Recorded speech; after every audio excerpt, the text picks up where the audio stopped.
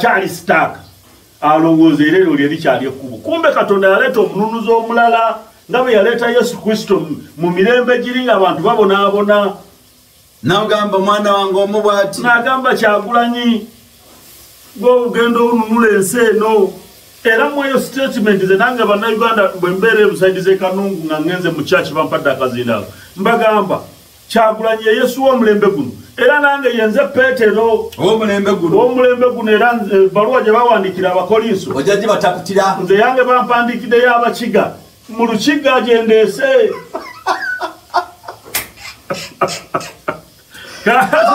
dama akantu ako ebbaluwa gye bawandikira Abakolinso mulembe gwa Yesu kati ku mulembe gwa Kyagulanyi ebbaluwa gye bawandikira ab'Erukiga Kigezi Sabulujoni nze nagitwala nze Petero omulembe guno oligibasomera ne bagamba Katonda n'agamba omulembe guno mbaleetedde Kyagulanyi omwana omubwati yali banunula yali bajja tusaba yali bajja mu mbeera y'ensi eno yali batwalira Kizepa yajja kwajja mu mbeera etulugunya ey'amasomero abaana basome emisala tugifune abasawo bafune emirimu abalimi babeerewo abasikale bafune omusaala abasikale bongeze emisaala ku mulembe guno omwangu kusindika Kyagulanyi ajje naye kaddemu katerezemu katono nti Mukama we yasindikira omwana we kagwe yalina Yesu Kristo by then. Waliwo before Eddie. Yes, before Eddie. This is after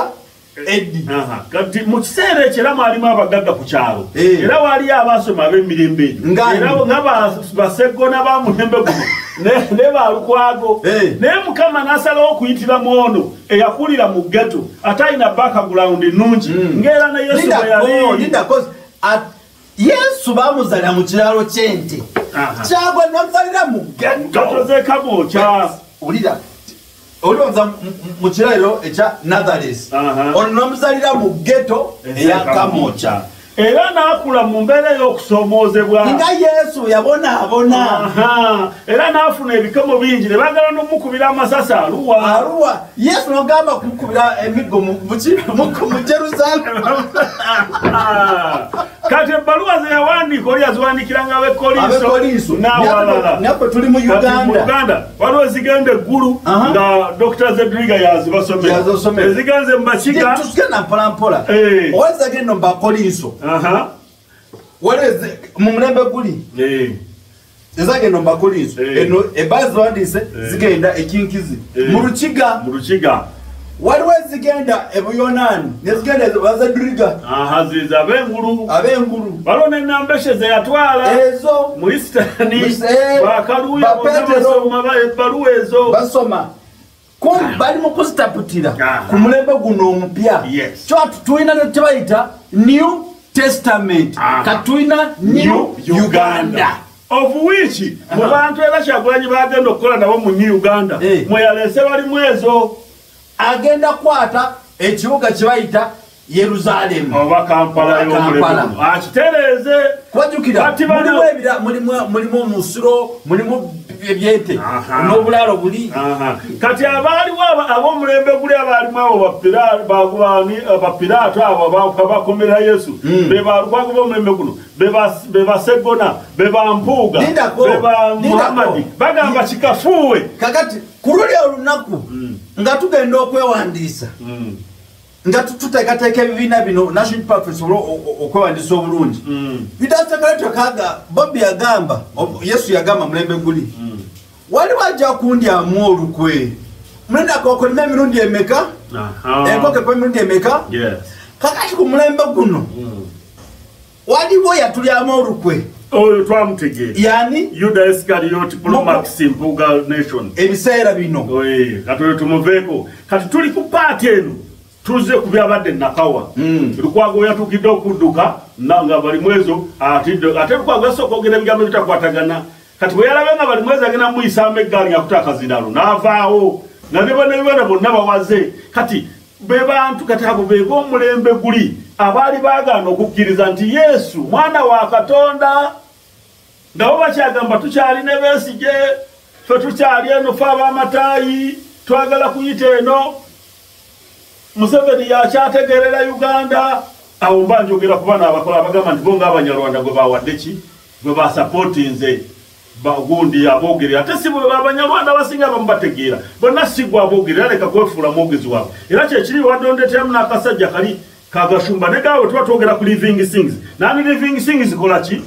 zireke kuba Agashumba talinako address yonna gy'osobola mujjako talina successful story yonna mu Uganda gy'alaze bannayuganda kubanga Jona Myalo yamulaga nga baddenga bamusasula miliyoni 3 okubuzaabuza abantu okubajja ku mulamwa ng'abalaga nti Museveni mulungi era alina gy'atwala eggwanga naye nga n'eddiru y'enkulu yakutundayo obutishaati nti alina pulinti ekuba obutishaati ye bizinesi y'enkulu mu ggwanga bino ebisigadde kukeeranga ku bulediyo n'ayogera eno n'avuma Kyagulanyi n'adiisinga Kyagulanyi naye ng'omuntu obulamu bwe bwakugattirira ku ki so beba abantu bonna bwe tusobola okuŋŋaanyiza tuga nti tebakkiriza nti ono mwana waki mwana wa Katonda naye ono mwana wa Katonda leero ali ludawa Busia bw'otunudde ku TV nga amasannyalaze ga Uganda tegannagenda nga bwegamanyi Busia olabe nti gyayise bamugoberera era bamukkiririzaamu bwe twali e Busoga abasoga bonna bagamba Museveni twakukoowa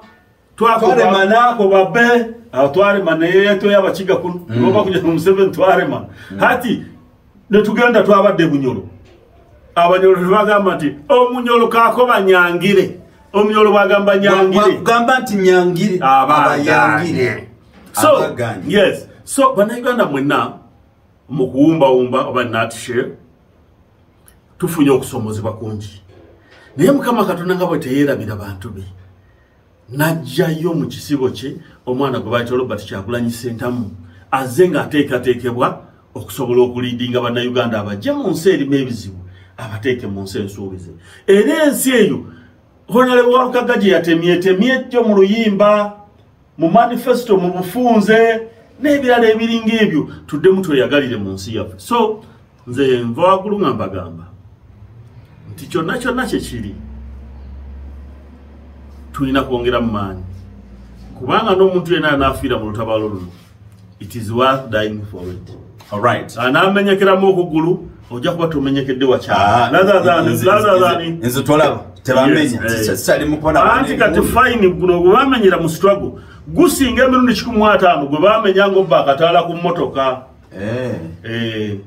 ng'obba ebitaano nate bamumenya munaabo basiimuulako busiimuuzi ne bazigabana ne yeewaabira mu kooti n'abawaako n'afuuka prostituta ye mulamuzi mukimanyi tugenda kutandikirawo ku episode eddako yes episode eddako tugenda kubaleetera tubatangaalize twalage nti nno okuva e Misiri nga tugenda e Kanani twatuukayo tutya